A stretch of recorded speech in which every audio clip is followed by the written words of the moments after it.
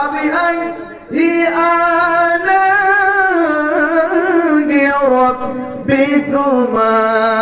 تكذبان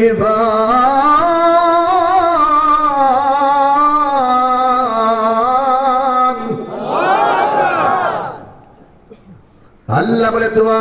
आप परवरदिगार से कौन कौन नियामत से बिटलाओगी तुम अपनी परवरदिगार से कौन कौन नियामत से बिटलाओगी माने हलो তুমি তোমার রবের কোন কোন নিয়ামতকে অস্বীকার করবা